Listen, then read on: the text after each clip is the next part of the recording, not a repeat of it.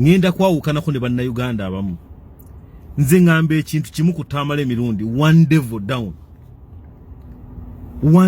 down abana Uganda babula mulina akatemba omukulu gwe mulaba mu ka video obanga video nga etandika video n'alumba omulambo oba nalumba Tamale mirundi senior omugenzi wenjogerera sawa zineno nayogera ebigambo byabadde bingi nnyo nga mu relatinga ku byekitezi n'ebirala byogenda kubanga obiraba mu maaso n'abana ba National Unity Platform nabo kye babakoze si birungi nga bwe nkola yaffe ka video mbadde nsapo kampele like pamutima mulungi kalenga kasatuka eri abo bonna banjegadde kumanya kwino information naddala abetolodde mu ggwanga lyaffe Uganda obo nyini katutandikirewo sigenda okubalwisa oyo mukulu gwe mulaba mu video n'alumba onakwata video za Tamale mirundi senior zibakozeseza kulumbe oba YouTubers zibadde bakwata oba bloggers wambayiti ne ba TikTokers natandika okubanga azogera nagamba nti no mwe temwandi baddawo nga mumuoninga Tamale mirundi muhandi badde amufa ku bantu b'ekitezi bikibi bigambo byabadde bingi nnyo byesigenda kubanga mbiddamu kozi ye bwali okubyeyogerera ngenda bakuplengera ka video naye abaana ba NRM wamu n'aba National Unity Platform abamu abavuddeyo bamuwadde level ne bamugamba goli musiru Tamale mirundi senior gwo nga tolabye kiyali akozeeko mu nsi oba tewali kiwali olabyeko kyakoledde Uganda kitegeeza naawe obeera musiru bino byesigenda kubanga mbyogera nga bwe mbasuubiza ina bakuplengera kana ka video ombuli endowooza mu comment section male nkuleetere Omar Kiseka ebibye birungi abaagala okumuta sokolabe ngenda kwawukanako ne bannayuganda abamu nze ngamba ekintu kimu kutambala emirundi one devil down tewali kaloolo kato kati kye muyinza okuŋŋamba nti ku bantu b'ekiteezi abantu abafudde abasigadde mirundi is important. That is one devil down. Tuve mu bino ebyokwetirira abanaye twekomeko kamba buli ekitubonyabonyeza nga bannayuganda naddala mu abaganda bye bine byo nnono simanyi omuntu bw'afata bamwogerako kibi no omuntu oyo abadde mubi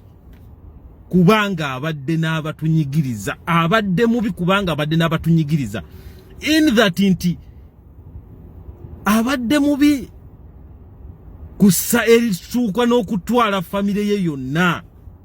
naye agisomese n'omwana n'atufudubbalako gwe singa owuliza n'omwana byayogera byonna ayogera abalaata because of the father ayogera abalaata mwe temwina gwe mumanyi temwasoma temukola ki naye nga mwe temwasoma oba mwe temugwana one devil down era bino bye mugamba nti ate rest in peace my ass one devil down another devil is coming to go down bane nze njawukanyeko nammwe we are in the struggle tulumwa bayino kitegera nti tulumwa ne famire zaabwe n'abaana baabwe na buli omu tetwebikirira no kibi one devil down ate ebya Omar Kiseka si birungi olunaku olwaleero waliwo omukulu oyo gwe mulaba ku video kirabika ono musajja musiraamu era nga erinnya lye ye Luzindana abeera ava wali eri Western Uganda avuddeyo namulabula nagamba nti gwe oyasama naye gwe tokutaddeko dda abantu baffe era anytime from now ogenda kubanga okubwa esasi bino byesigenda kubanga mbyogerera mukimanyi bulungi Omar Kiseka amanyi okunyonyola n'okunsinga soko birabe Bannayuganda omukulu ono antiisa okunzita guno si gwe gusoose emabegako nafuna essimu okuva Bungereza ngero lyaŋŋamba nti essasi limu lijja kuzikiza omumwa gwange okuva Bungereza kati era wuuna akomyewo leero azze mu inbox yange naye ekyessanyu nti leero alinako neki alina ne vidiyo zizino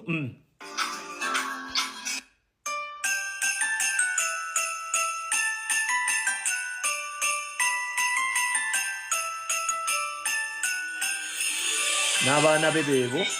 omukulu oyo bamuyita Paul Luzindana era n'amannya ge kwegali wano era awandiise ebigambo bino ku peegi yange aze nangamba nti only one bullet in your fucking mouth will be enough. Ebigambo ndoza mubiraba bibyo. Ebigambo mubiraba bibyo. Omukulu ono statement yemu omusajja era yankubira essimu. Nangamba era essimu kuveyo Bungereza yangamba bullet yemu ejja kumala okuzikiza omumwa gwange. Kati omukulu ono bamuyita Paulo Luzindana era ngenzeeko ku page ye bwogenda ku page ye ndozo omulaba Paulo Luzindana ndozo omulaba awo yono ndoza mumulaba alina omwana oba mwana we oba muzzukulu we ogenda mulaba oyo ye muzzukulu we alinayo n'abaana abalala babano basajja bano batemu wano kirabika yali awasa oyo ye mukyala we ndozo balaba Paulo Luzindana atisa guno mulundi gwakubiri nga ngamba essasi limu lijja kumala mu mutwe gwange ndozo omulaba Paulo Luzindana ndozo ye mukyala we katugende walala une era akomyewo omukulu Paulo Luzindana ndozo omulaba ndozo omulaba Paulo Luzindana guno mulundi gwakubiri nga ngamba nti essasi lijja kubeera limu kubanga wentegeredde nti yono waliwo ennamba yankubira kuva Bungereza ng'oli aŋŋamba essasi lijja kubeera eryo mu mutwe gwange lijja kumala okusirika wayise ndowooza emyezi ndowooza nga 4 ku 5 ensonga eyo yali saga ya Golodi kati era omuntu y'omu ngenzo olaba location ye wano kubanga statement zifaanagana ngenzo olaba location ye wano ng'eriko location ye wano ndaba eriko United Kingdom dozo giraba yiyo United Kingdom wenkakasiza neŋŋamba nti omukulu ono y'omu yankubira essimu naŋŋamba essasi ligenda kubeera eryo mu mutwe gwange lijja kummala okusirika naye nze kankubuulire musajja nze tebankangakanga okitegedde era okunkangakanga mpozi nga nfudde tewaliwo kigenda kuŋŋaana kwogera okitegedde ensi si yammwe mwekka eyinza n'okuba nga si yammwe ensi yaffe Uganda gye mwatwala temuninaako buyinza mmwe Gasiya bw'ojja mu inbox yange onkangakanga ng'ani ggwe kyova olaba bano abasajja balowooza kukutta kwereere kati ng'oŋŋamba ng'afa nga butandika mbu rest in peace nze temumbuulira bantu abo